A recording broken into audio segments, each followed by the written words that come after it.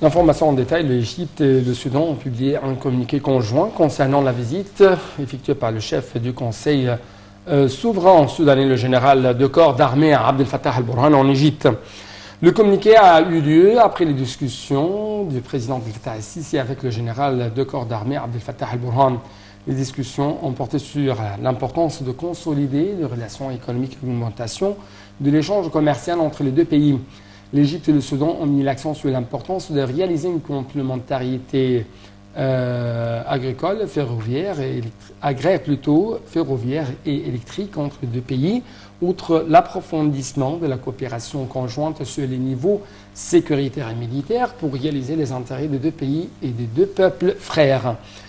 En ce qui concerne les derniers développements sur la scène régionale, les deux pays ont affirmé leur entente sur le dossier du barrage de la Renaissance, tout en confirmant la nécessité de parvenir à un accord contraignant du remplissage et du fonctionnement du barrage, ce qui réalise les intérêts communs de tous les parties. Un sommet entre le président Abdel Fattah el-Sisi et le chef du Conseil souverain soudanais, le général de corps d'armée Abdel Fattah al-Burhan, a été tenu aujourd'hui lors de sa visite actuelle au Caire.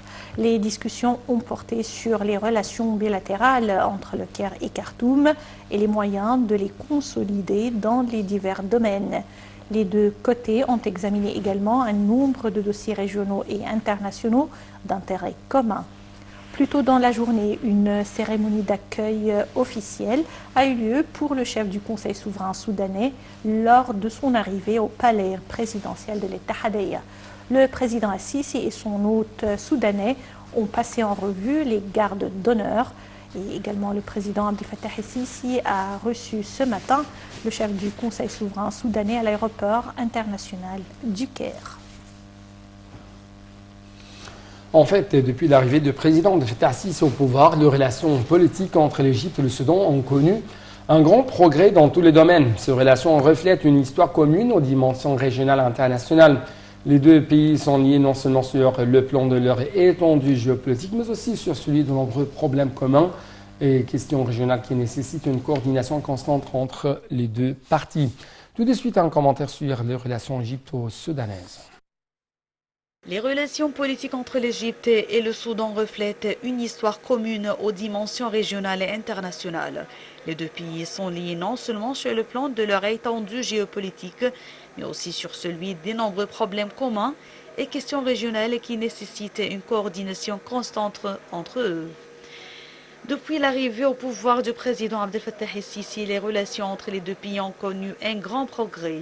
Les relations commerciales ont connu une croissance remarquable ces dernières années grâce à l'adhésion des deux États à la grande zone de libre-échange arabe et au COMESA. L'Égypte et le Soudan consolident leurs relations commerciales en établissant des projets économiques communs dans tous les domaines, ce qui profite aux deux pays et contribue à la restructuration des relations futures entre eux. Le volume des investissements égyptiens au Soudan atteint 2,7 milliards de dollars alors que les investissements soudanais en Égypte ont atteint environ 81 millions de dollars. Il existe en Égypte quelques 300 entreprises soudanaises travaillant dans les secteurs de l'industrie, du commerce, de l'agriculture, des services financiers, de la construction, du tourisme et des télécommunications. Quant aux investissements égyptiens au Soudan, ils correspondent à 229 entreprises travaillant dans les domaines de l'agriculture, de l'industrie, du transport et des services.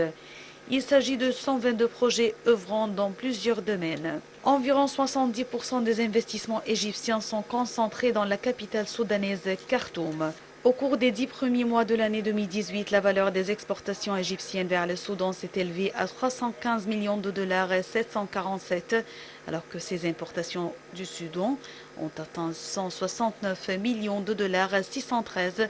Ces exportations égyptiennes consistent en principe aux produits industriels, alimentaires et pétroliers, aux machines et équipements, aux matières premières, aux textiles, aux moyens de transport, aux boissons, aux médicaments et aux objets d'orfèvrerie en cuivre.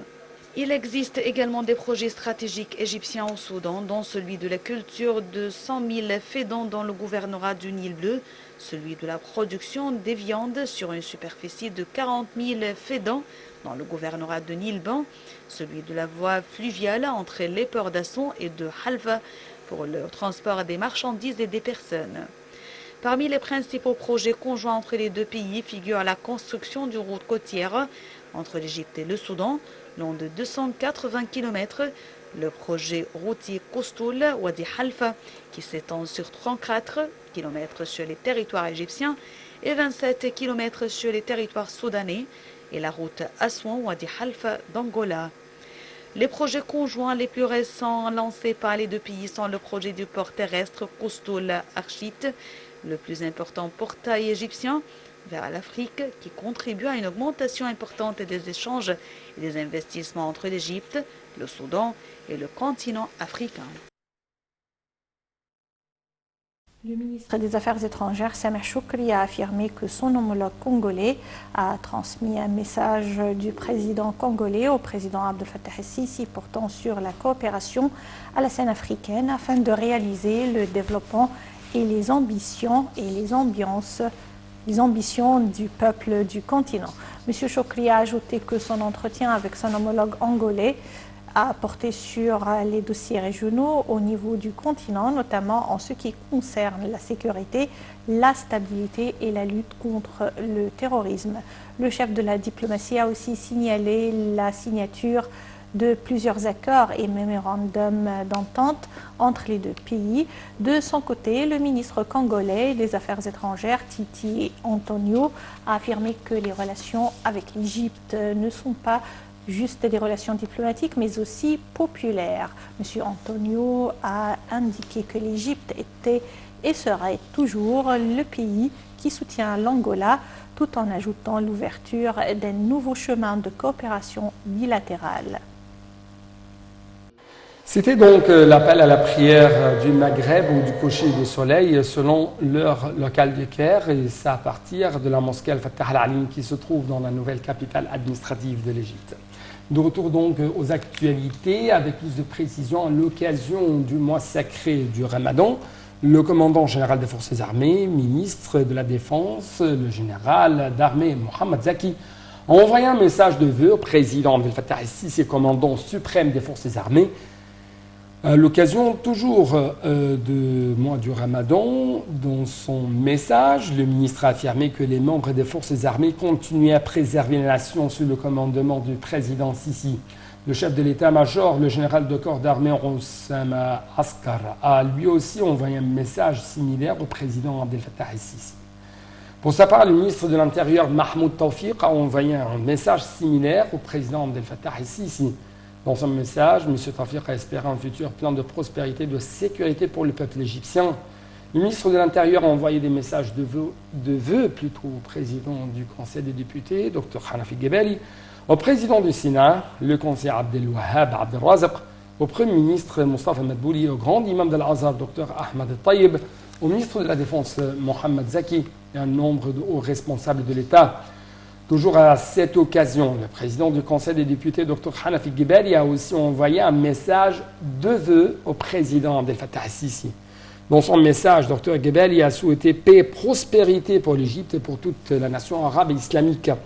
Le président du Sénat, le conseiller Abdel Wahab Abdel Razak, a promis dans son message de poursuivre ses efforts pour réaliser les aspirations du peuple égyptien. À l'approche du mois du Ramadan, le Premier ministre Dr Mustafa Madbouli a souligné l'importance d'intensifier les préparations dans les ministères des services et dans les gouvernorats. Lors de la réunion hebdomadaire du Conseil des ministres, le chef du gouvernement a ordonné de multiplier les campagnes de surveillance sur les marchés pour s'assurer de l'abondance des produits alimentaires. D'autre part, Dr Madbouli a indiqué que l'État encourage les investissements étrangers dans tous les secteurs. Il a ajouté que le gouvernement travaille à éliminer tous les obstacles pour attirer plus d'investissements en créant un meilleur environnement. Au cours de la réunion, le Conseil des ministres a également examiné le dossier du partenariat entre le secteur public et le secteur privé dans le domaine de transformation numérique et des techniques de la 4e révolution industrielle. Le Conseil des ministres a approuvé aujourd'hui le projet d'accord entre le gouvernement égyptien et le gouvernement saoudien sur des investissements prévus en Égypte de la part du Fonds saoudien des investissements publics. Le Conseil des ministres a également approuvé le lancement de la 8e étape du projet intitulé Bet El Watan pour les Égyptiens à l'étranger. Ce projet fait partie des mesures entreprises par l'État afin d'encourager les investissements étrangers.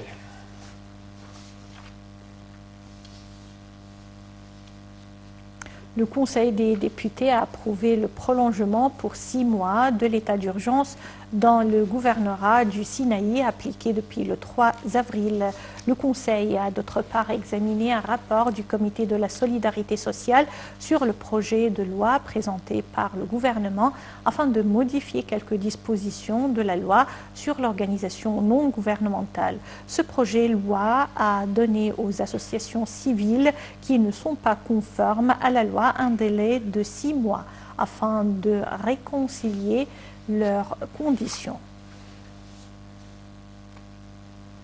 Quant aux indices de la Bourse du Caire, ils subissent une baisse collective à la clôture de la séance d'aujourd'hui, soutenue par des opérations de vente de la part des investisseurs arabes et des institutions locales. L'indice principal a perdu 0,6%, atteignant 11 328 points. Les deux indices EGX 70 et EGX 100 ont respectivement baissé de 0,1% et 0,2%.